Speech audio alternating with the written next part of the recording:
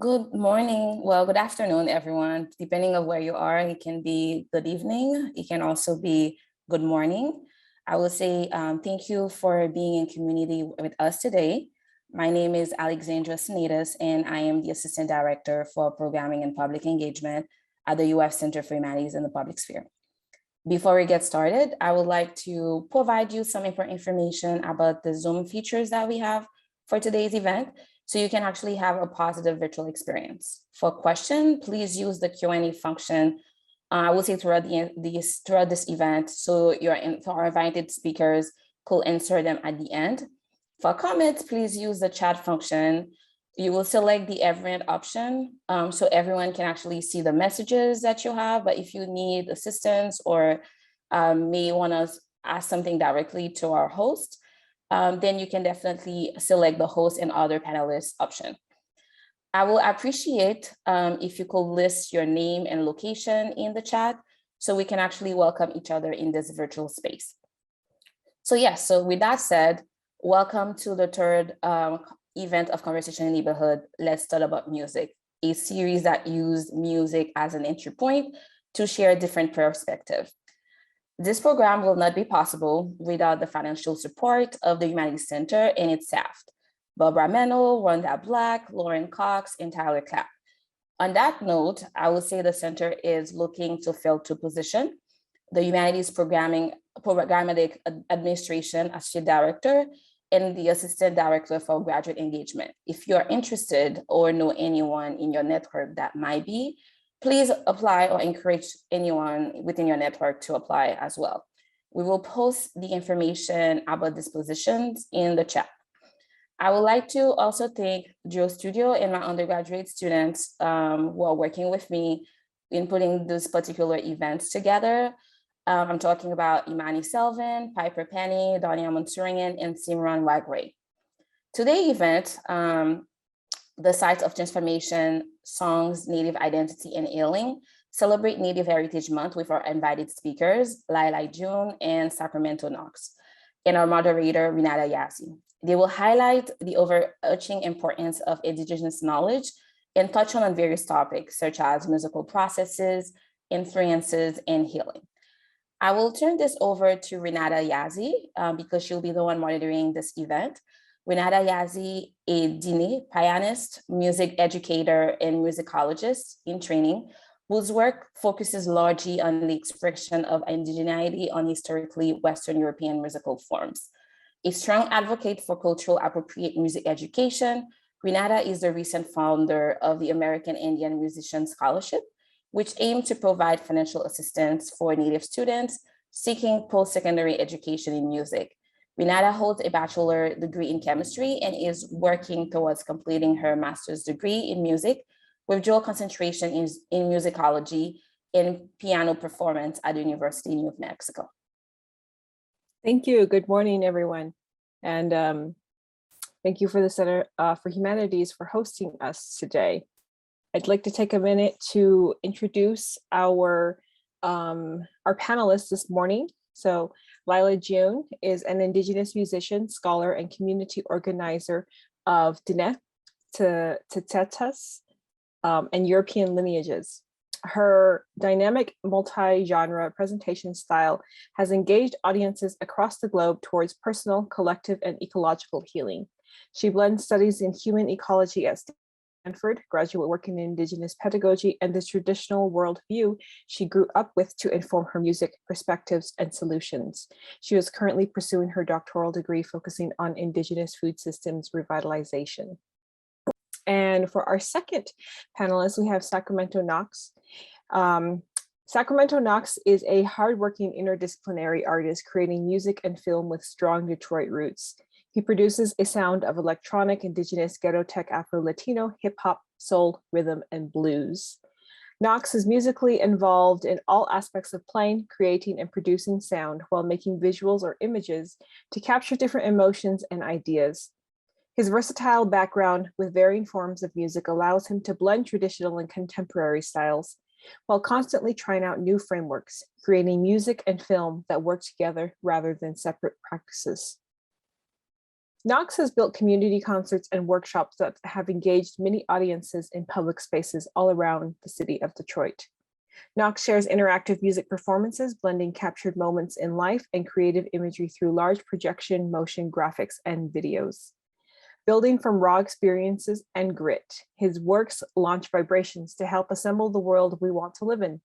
In addition to creating these dynamic storytelling installations, Knoxx creates documentary film and music videos that encapsulate the experience of struggle and celebration of the many diverse layers of community.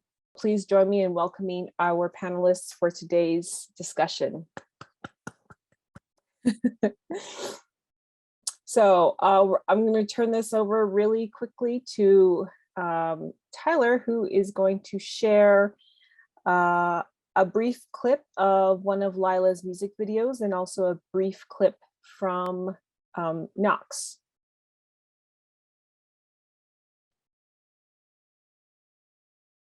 Indigenous people, shine your light, we are equal. I remember the days when our prayers were illegal. I remember the days when being Indian was lethal. Yeah, we had a rough past, but get ready for the sequel.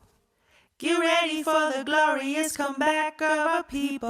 Oh, yeah. Rise up, all you warriors of love, all you answers to the prayers of our ancestors from above. I can feel it in my heart. Can you feel it in your blood? I can hear the seventh fire calling us to wake up, wake up. All nations rise.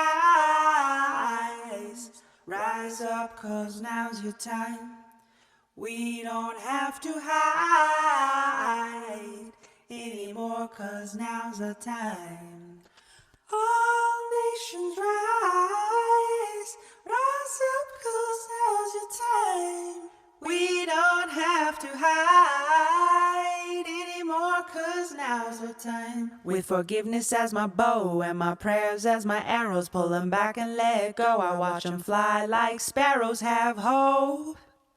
Yeah, have hope. With compassion as my shield and faith down to my marrow, I will walk the pollen path even when it gets narrow.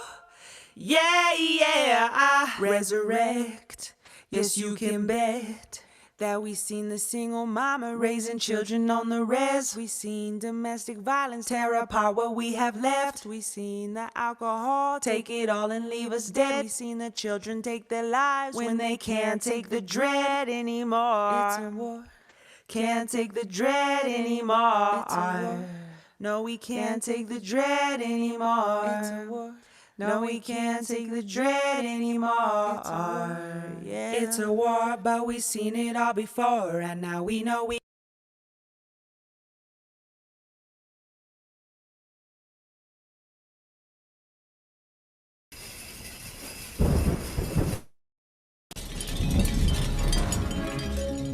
This style is infinity.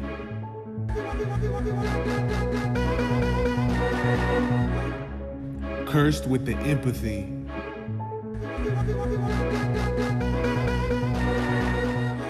Gotta keep it moving, 7th-generation recipes. Never turn my back on my destiny.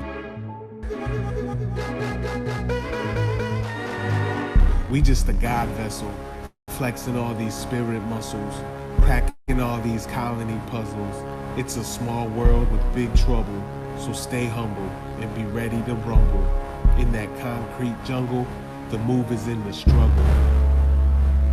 The dancer's strategies emerging in the depths of the culture, working. Get connected in and the sage will start burning. We've been moving.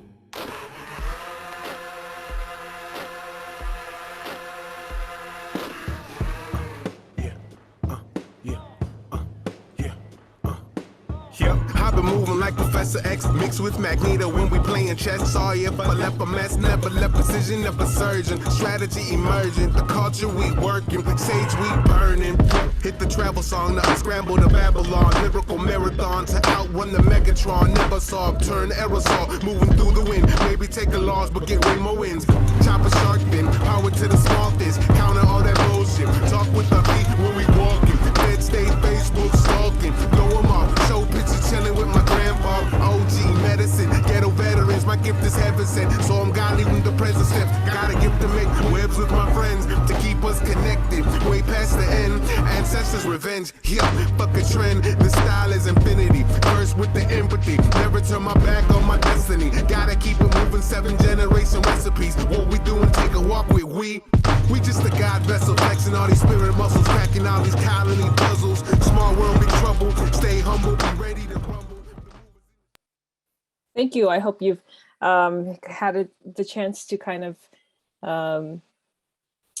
have some context for the conversation that we're going to have by having the chance to listen to some music by these two really great artists. So yeah, let's jump right in to some of the questions. I wanted to ask you both what your musical and non-musical influences are for the work that for the music that you put out. I guess I can start. First of all, it's really wonderful to be here with everyone. And I just want to introduce myself real quick. Yeah, it's Lyla June Dashajane. Greetings, my kin and my people. My name's Lyla June. Nanisht Eje Tkachi Inishla. I'm from the Nanisht Eje division of the Tkachi clan of the Dene Nation. We're also incorrectly known as Navajo. Tsitsis Bashishchi. My father's mother is from Anadarko, Oklahoma. She's of the Southern Cheyenne clan. Aro Ashihe de Shiche. My mother's father's of the Salt clan of the Dene. Aro Bilagana E de Chanale. My father's father's of the European clans. So Taos, New Mexico, Daint Nasha. Akwit Ego de Neast Anishla. So I grew up in Taos, New Mexico, and in that manner, I present myself as a Dene woman. We are indigenous to what is now called New Mexico, Arizona, Colorado, and Utah, but we call it Denebakea, the people's land, and our Pueblo relatives call it many beautiful names as well, and Nooch relatives as well. So anyways, honored to be here and honored to be with Sacramento Knoxx. I really appreciated your video that we just watched. It was really cool. I couldn't not dance. So anyways, I'm really appreciating getting to know you for the first time musically. So my inspirations, I would say, you know, growing up, I was one of those weird kids who basically didn't really care what the music sounded like as long as it had a message. So I really like System of a Down. I really liked Lauryn Hill, and System of a Down is like metal, and Lauryn Hill is like hip hop reggae. I really like John Lennon, you know, his songs about Imagine and other songs. I really like the Beatles in general. My dad was a baby boomer, and he had like stacks and stacks of vinyl, and he was raised in the generation where that's the only way you could listen to music was vinyl. So I was not really by choice, but I was definitely raised on like Led Zeppelin, Pink Floyd, Beatles, all the classic rock, Tom Petty. And I still can't not kind of love that music. But I also really loved like EDM, you know. I really dabbled in even like Christian pop music, because again, it had a message. I'm not a Christian per se, but I really liked MC Yogi. You know, he sort of like teaches Hindu teachings through hip hop. I really like Modest Yahoo, even though lately I've been feeling he's a little problematic, but I liked his fusion of reggae and hip hop. and his Hasidic culture. So I've always just been like anything, and like Lauryn Hill, you know, she's very spiritual in her lyrics. So kind of anything that was spiritual and had a message. And to me, even System of a Down had that. They were really talking about genocides, you know, and what their people had gone through in Europe. And, you know, kind of uncovering this system that we live in for the illusion that it is, I want to say. And so, yeah, that was sort of my musical influences. And now I do spoken word, I do hip hop, I write songs on my guitar, mostly acoustic songs. And I've been writing some and programming some electronic dance music beats and stuff like that. So I never really, like a lot of natives, I never really fit into one box. I noticed that more and more as I get older, that so many native people are so multidimensional. They never usually just fit in one. Oh, I'm an engineer, or I'm an artist. You know, we're like a bunch of different stuff. Yeah, non-musical influences. I was really, you know, I know that they have problematic issues within their philosophy, like Gandhi and MLK and Mandela, but I was still very moved by the concept of nonviolence, and dedicating to nonviolence, and dedicating to loving the world. And then as I grew older, I started learning about certain indigenous peoples who were committed to nonviolence, specifically like the Cheyenne. You know, the Cheyenne refused to fight at a certain point. They're just like, we're not doing it anymore. And the power of nonviolence to change the world. And anyways, there's a lot I could say about that, but I'll stop there. Yeah, just love, you know, love, compassion has always been my greatest inspiration, and prayer. And our ceremonies, you know, indigenous peoples are so lucky to have access to our traditional ceremonies and songs and rituals. And those things are so encoded with so much teachings and knowledge about how to be kind, how to be generous, how to be gentle, how to be humble. Like Sacramento Knoxx's song just said, how to be a giving person. So of course that inspired me and continues to inspire me every day.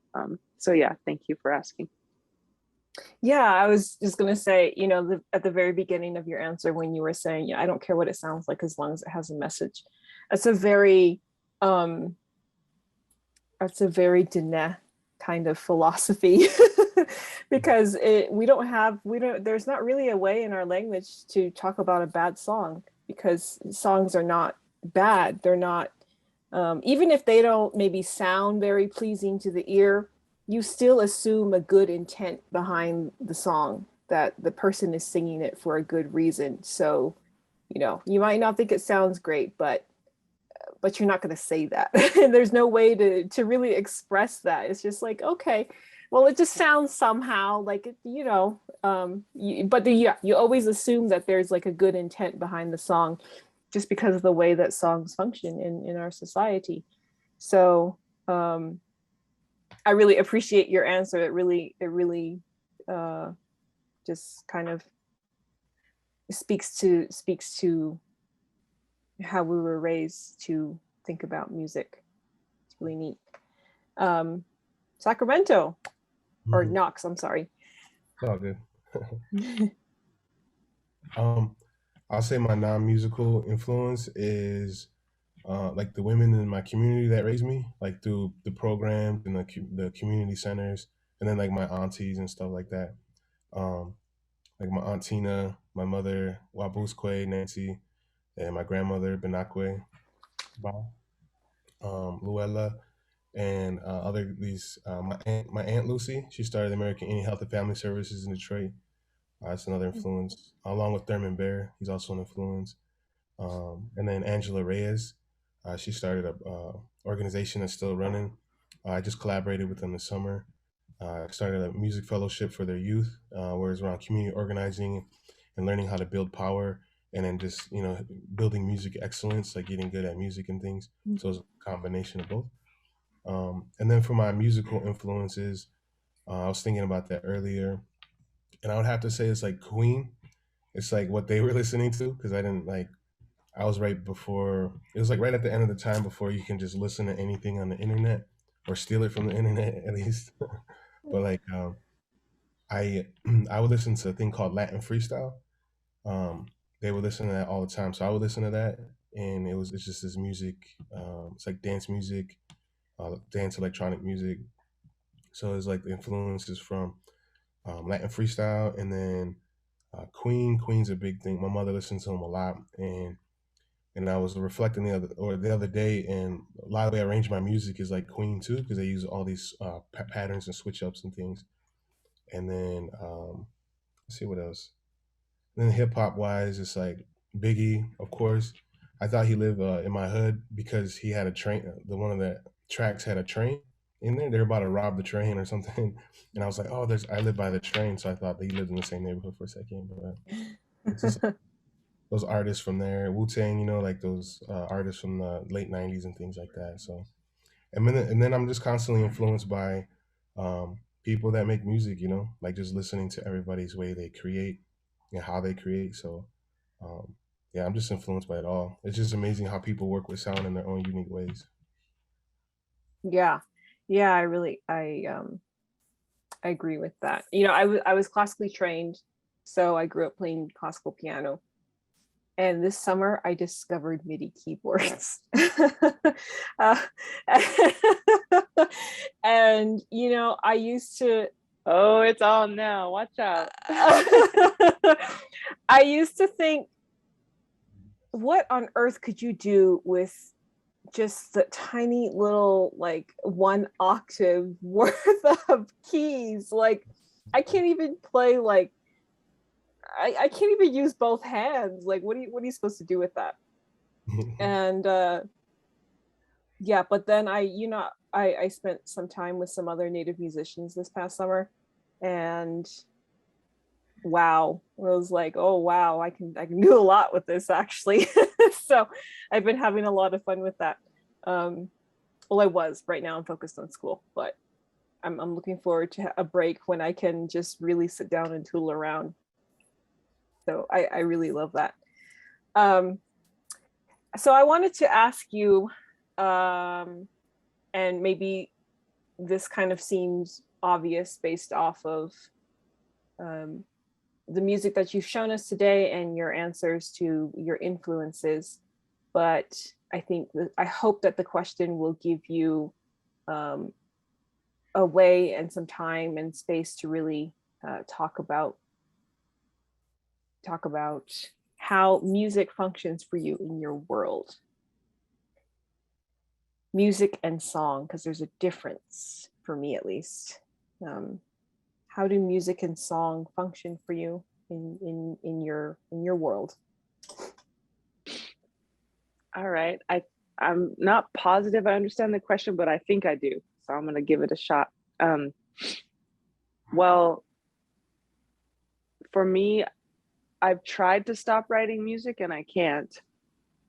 I mean, I never want to stop forever, but I've tried to like, okay, I'm going to take a break now, but it just happens, And so I think music functions in my life as just like oxygen, like I can't not do it.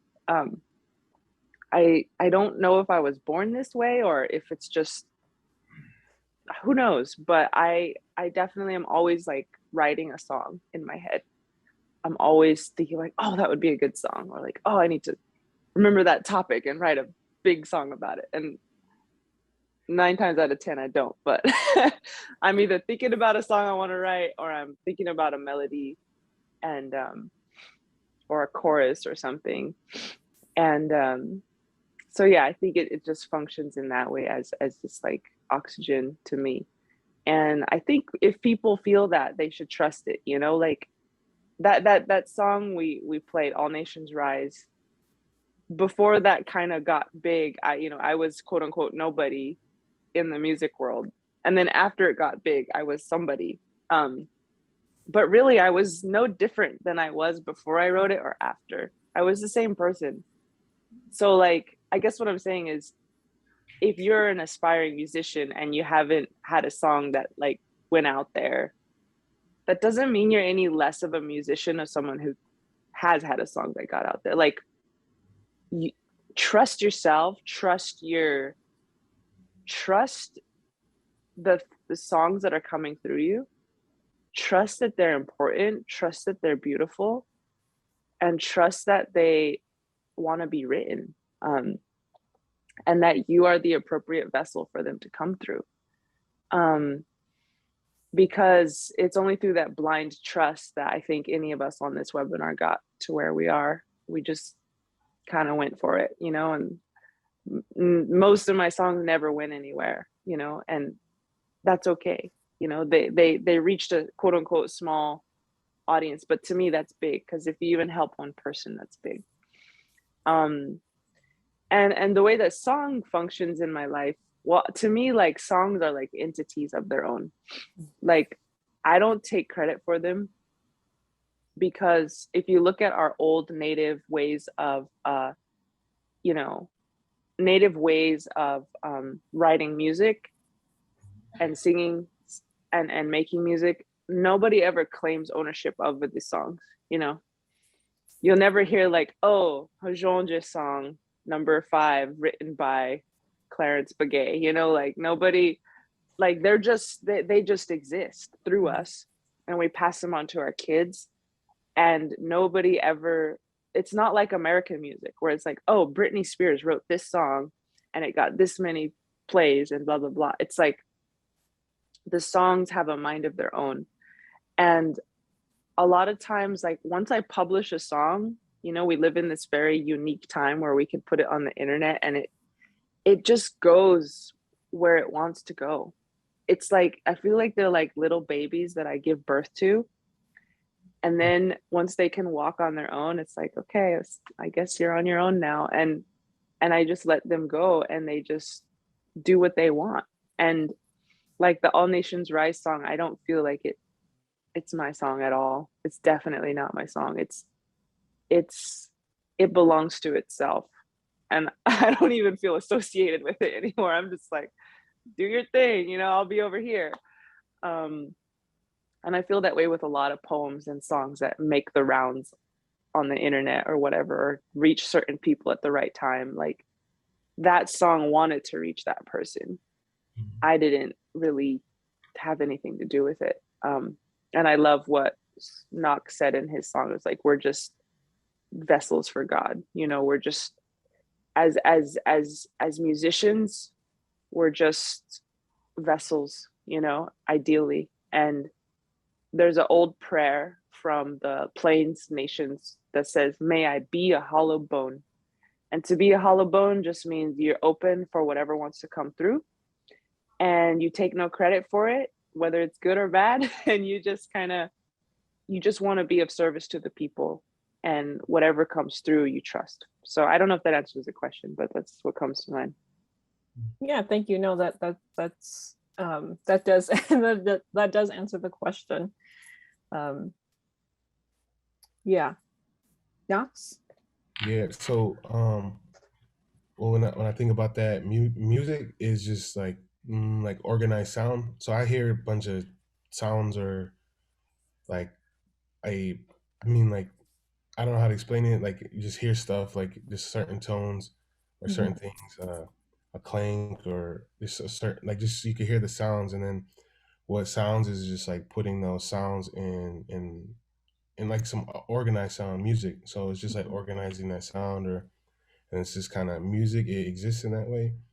And as far as songs, it's just like taking that combination of that and then extending it out in a sequence, like, you know, as it moves, like on some math stuff, a X and a Y, it's moving across and up and down. And that's how I kind of distinguish those two differently, like that, like songs. And then songs, yeah, feel like it's just it's extended version of the organized sounds and things like that. And yeah, I feel like those things all exist separately. You know, there's lots of sounds. I can hear, like, if you can step outside and or here's a good example that I catch myself doing, like when you put the the turn signal on the car, and it starts going tick, tick, tick, tick, like it starts doing that, and then in my head, it's already a tempo, so I'm already and then I start playing other rhythms with it, starts moving with it and going, just things like that. Like I can hear it, I was like, oh, that sounds nice, and then hear it in my head, and then like it might inspire a song or something from there. So, um, yeah, I like the songs. Um, songs are very important. You know, it's like a story. You know, a story from the sounds, all the music that comes together like that, and it's just I like what Lila said with the little babies, because I feel that too. Like I make a lot of beats, so like people say, "What's your favorite one?" I was like, they're all my favorite. I can't. It's like trying to pick your favorite child or something. So it's like they're all good. There are some that's like, this one is stuck somewhere, but it's still a favorite. But yeah, that's how I differentiate those things. Okay, cool. Yeah, I was I'm working on this article, and I decided to use, I said, if songs are our relatives, then music is our in-law, because we have this very like the songs they're very loving and giving to us, and they're like our relatives. Music is more of an exchange. There's a the music itself, the sounds, they can be exchanged, and the sort of the reciprocal relationship, the reciprocity comes from the composer, the artist, the listener. Like it's a different kind of relationship than you have with a song. um so that's kind of how I've been thinking about that recently. But I want to take this time now to move on to audience questions. So if you have a question for Lyla or Sacramento, please put it in the chat and I will get to them as they come up. We have our first question from Alyssa Payton, and she would like to know, is writing songs part of healing as much as sharing is healing? As healing? Yeah, I think as we all know, we all carry a lot of trauma, no matter who you are, really. Generally speaking, and I know a lot of people say, oh, I had a perfect life, but I feel like that's often a cover up to like not have to feel what really happened, whether it was a divorce or maybe who knows what it is. But you don't come to earth and not suffer. It's just kind of like the Buddha said, it's part of life, and so with suffering comes the need for healing often. And so what I was told is, like, when you write or when you speak about your pain, you are literally getting that pain out of you. The ink on the paper it's an energy transfer out of you. And when you look at the paper of what you wrote, that just came out of you. Like it literally was coming out of you. So you almost like purge your pain. And so with songs, when we sing, same thing. There's an energy that the sound waves, it's moving out of us. And so I was told you can heal from it if you could speak about it and if you could write about it. And so I really, when I was in eighth grade, I was completely mute. I couldn't speak because people were already giving me drugs at that age. So I was like very young and very high on drugs. And they were very mean to me. So I didn't know how to speak, because every time I said something, they would tell me I was stupid. So I couldn't speak. And it wasn't until I wrote everything down right before ninth grade, I moved to a different town, things got better, and I just let the dam loose. I just wrote everything that was going on. and then I could speak again, and it healed me. And then my life like took off like a catapult. It was amazing. And so I think writing saved my life that time, and it has saved my life in other times too.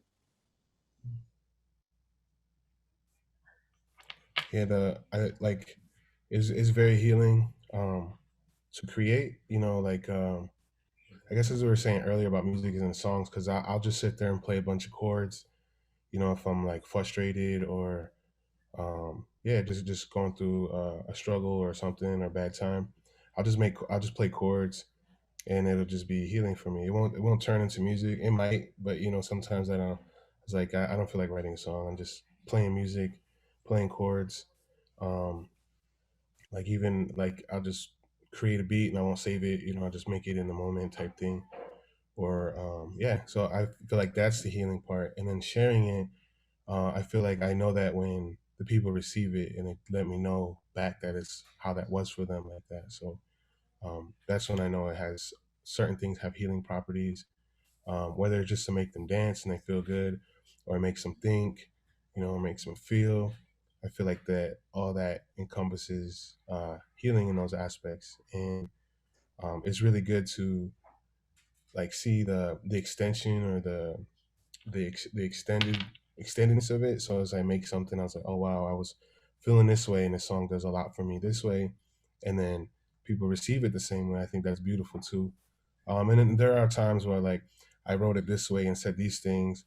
Like I speak very metaphorically sometimes, like the way things get said or uh, like written, and then to me, like sometimes people will reinterpret it in their own way, and it won't be the same thing, which I find is cool too because they're pulling a different portion from it or like different molecules from it to shape their own kind of pieces with it. So it's definitely it's all healing in a lot of ways, and I think that's the beauty of music too and tones. It just has that power like that, and yeah, it's beautiful. It's been nonstop, especially as I work with youth, through after school programs. They've been affected by gangs or just like young kids on these prescriptions or drugs that's not good for them. So they're exhausted or they don't know what's going on. Sometimes they're having issues. So I saw just being able to create music or have them use their voice, have someone listen to them, have someone just work there, even though we don't make a song or finish a song or get through there. Like I saw music being very healing in that way too, that process. So yeah, it's definitely a part of the work in there. It's definitely got that component to music in there. Thank you. Yeah. So we have another question from Amanda. How would you recommend integrating song and music creation into a classroom experience, K-12 and university? That's a very wide range of ages, but yeah, how would you recommend integrating song and music creation into a classroom experience to better understand the histories and the stories of underrepresented peoples?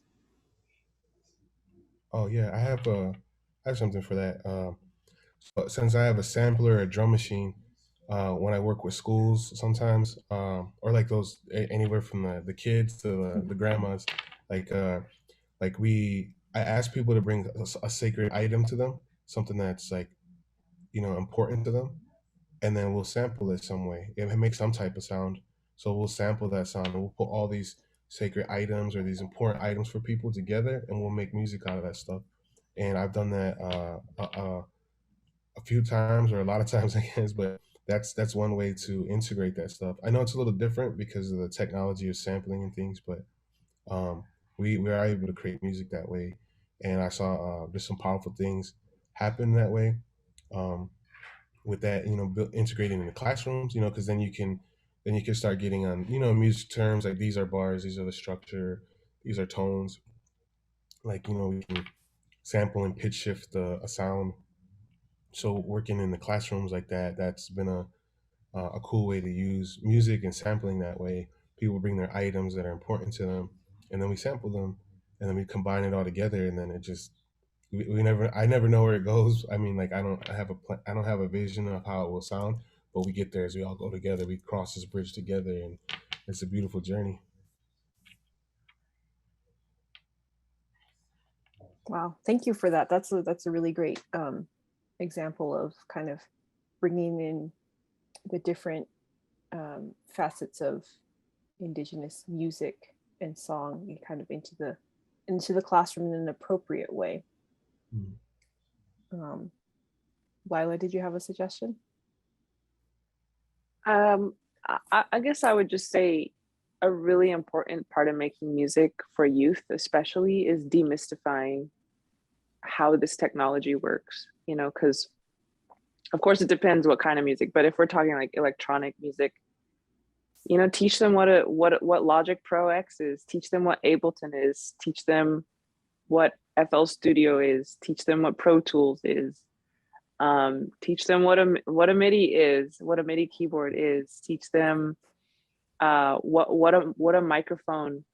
I mean, they know what a microphone is, but how, like literally how to plug it into the computer. What's the price range of these things? Because I think for so many people who want to make music, that is such a almost like a wall that like prevents people from entering the space of music production, is they don't have access to that knowledge. You know, even if it's just GarageBand and a USB microphone, you can do a lot with that. You know, I recorded All Nations Rise in my bedroom on GarageBand and it got 3 million views, you know, so it's not really about the tools you have, but just that you have some. And, you know, if they're doing acoustic stuff with their guitars or their pianos, or, you know, just GarageBand's really helpful for that too, because they could just set up a microphone right in front of their piano. And, you know, just, I think USB microphones are really important because they're really affordable. They can give very high quality, you know, for $100, $200, you can have a decent microphone that plugs straight into your computer, you know. And I think really democratizing this technology and giving them access to it is really important when it comes to underserved, you know, communities, because they don't always have that money to just wave the magic wand and then they have a tutor all of a sudden, or then they have all the equipment they need, you know. So like democratizing access to these tools, I think, is really important. Yeah, I agree. We're gonna go over to the Q&A box, and we have a question from Heather. Is dance integrated into your music? Is movement a part of healing? Wow, I loved hearing about the importance of writing. So, is dance integrated into your music, and is movement a part of healing? You know, I'm working with a production group. We're going to do this huge production at the Kennedy Center for the Arts in Washington, D.C. We're going to do it in February. And it is there's like 20 or 30 different Indigenous poets, musicians, sound engineers, actors, actresses. It's just amazing. And for the first time in my life, they were like, when you read your poem, like, what's your blocking? You know, how are you going to move around the stage? And I was like, I've never thought of that. You know, like, as spoken word poets, we're just like at the microphone and we just kind of deliver this poem, you know. And I just think that so much more work needs to be done to hybridize movement and music, for me at least. You know, then you have other people like Justin Bieber who like move and do music all day, and it's like part and parcel of their thing. But I feel like I think we would benefit so much more as artists to get into our body, because we store so much trauma in our bodies, right? And to move is like, you have to feel that trauma, and if you feel it, you can release it. So I think as awkward as it can be and as uncomfortable and scary as it can be to integrate movement sometimes, especially for Native youth who like, we're often very shy, like we don't really do that, you know. But I think like if we could, it would be really taking everything to the next level. So yeah, I think we need support with that in general. I mean, it's like, I don't know, I feel like it's hard not to do that with music. I feel like it's always there. I know personally, like I'm making something, and then and still my style of music is like this stuff doing all the time, or I dance too. So yeah, just feeling it, do little dances to things. So it's always important to move with music that way. Yeah, I don't know, just feel like it's kind of left hand, right hand thing. It's like the movement's always there. Um, Even if it's like, like, I don't know, just there's no rhythm in the music or percussion. Like there's still a movement and rhythm to the tones and the flows, and you can feel it. Whether it makes people tap their finger or something, or their foot, like all that stuff is there. It's like the vibrations moving through it. So yeah, it definitely, the vibrations and movement, like it's like the marriage. It's in there all the time, and yeah, I don't know, like that's yeah, I don't know.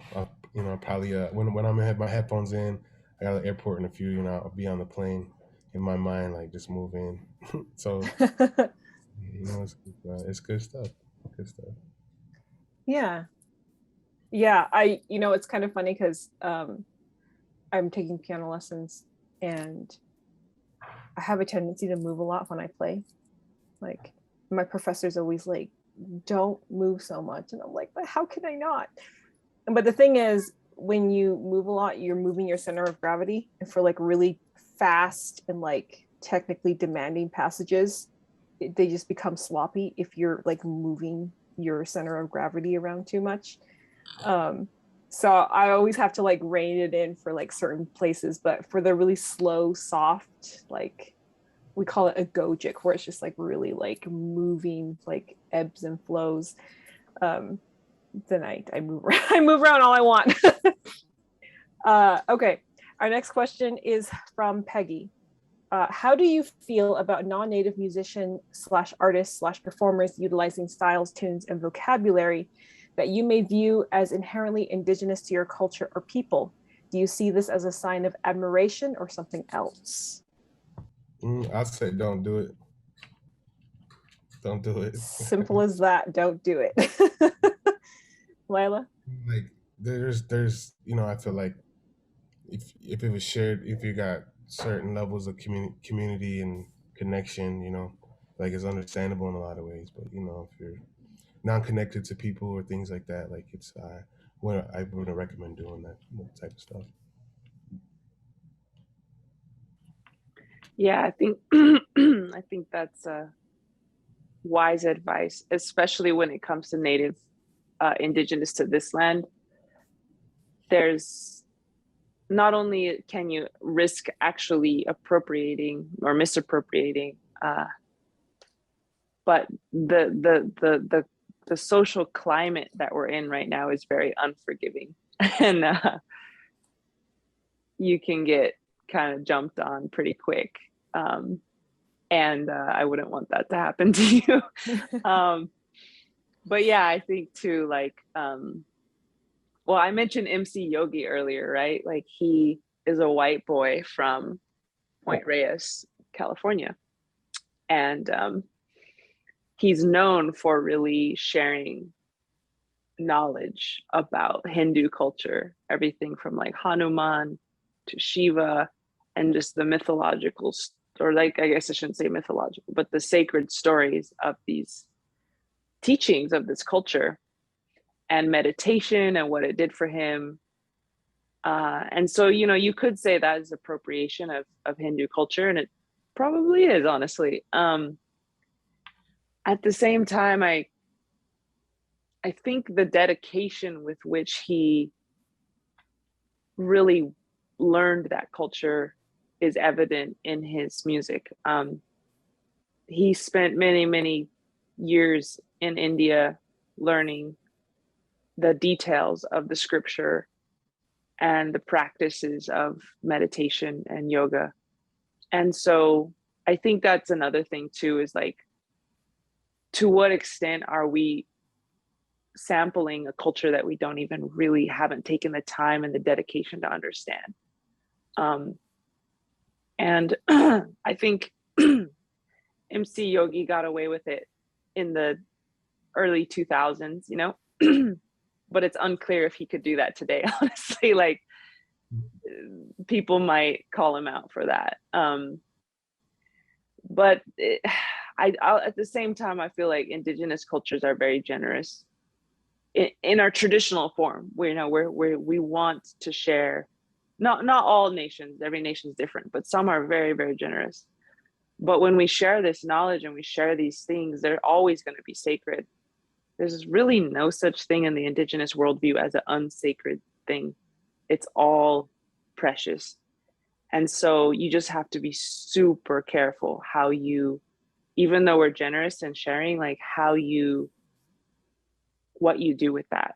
Like, for instance, it can't be commodified. You know, you just can't. It's like, that's sort of the most extreme version of misappropriation, is taking something and then turning around and selling it.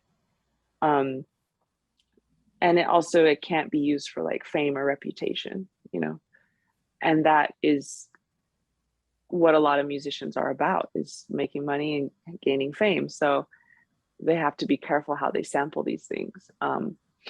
So anyways, I don't know if that helps, but I agree. For now, I think the answer is just don't do it, you know, like, but reach down into your own culture. You know, I'm almost half European, and for a long time, I didn't realize there's a lot of culture in there. Depending on which part of Europe you're from, you know, figure out what that part of Europe is, and like dig, because there is indigenous cultural knowledge whether you're of African descent, Aboriginal descent, Asian descent, European descent, Pacific Islander, like we all have, if you dig deep enough, before people conquered us and wiped us out and tried to destroy us, which happened all over the world, including Europe, with the Romans conquering people and destroying women through witch burnings and stuff. If you dig deep enough, you will find something very beautiful that maybe could be your original and authentic voice. Thank you. Thank you for all of the time that you have given us here today, and for your very thoughtful answers. I really appreciate it. Unfortunately, we're going to have to start wrapping this up now. Yes, so I'd like to turn this back over to Alexandra so we can start to wrap up our conversation. Thank you again for joining us. A really insightful conversation. I really enjoy getting to know both of you a little bit better. Thank you, Renata. You did an amazing job, and it's an honor to be in the same space with you. I know your work is really amazing. So thanks for building relationships and relatives with us. Hi, everyone. Thank you so much, Renata, for moderating this wonderful conversation. As we were saying in the chat, a lot of people are saying, not only you did such an amazing job, so the conversation was very engaging, and they also enjoyed the thorough and thoughtful responses that our speakers, Lyla, June, and Knoxx, actually provided. So on that particular note, I actually want to thank everyone for actually joining us today. I know today is also different because it marks the beginning of like the holiday to a certain extent. So you have a lot of people traveling and so on. So thank you for tuning in and joining us actually today. So I would say today's conversation, one of the things that we try to do, the voices presented here showcase different perspectives within Indigenous communities. They also discuss the unique experiences that led them to music, and especially like in terms of like how they write music and so on, whether by getting inspiration from traditional or non-traditional methods or even creating it. Sacramento also talk a little bit about sounds. Given the invisibility of Indigenous voices, I hope you can follow and support their work. We actually have created a Spotify playlist, although not everyone uses this platform, to introduce you to various indigenous artists that Renata actually suggested, because she wanted to provide us a broad range of different music that actually exists. And thank you so much. I will say to our invited guests, Renata, for agreeing to moderate this event. Laila, June, thank you so much for being in conversation with me, or for agreeing to also be a speaker here, and as well as Sacramento Knoxx for being part of Conversation Neighborhood Let's Talk About Music series. So on that note, we hope to see you next year at Love Song Within Africa in the African Diaspora on Saturday, February 19, where we actually will be in conversation with artists and also scholars that will discuss the different love songs that exist within. We're not going to cover all of them, but some songs and how we talk about song within the Africa and the African diaspora. Nano, thank you so much for joining us today. We really appreciate your presence today. Thank you, everyone.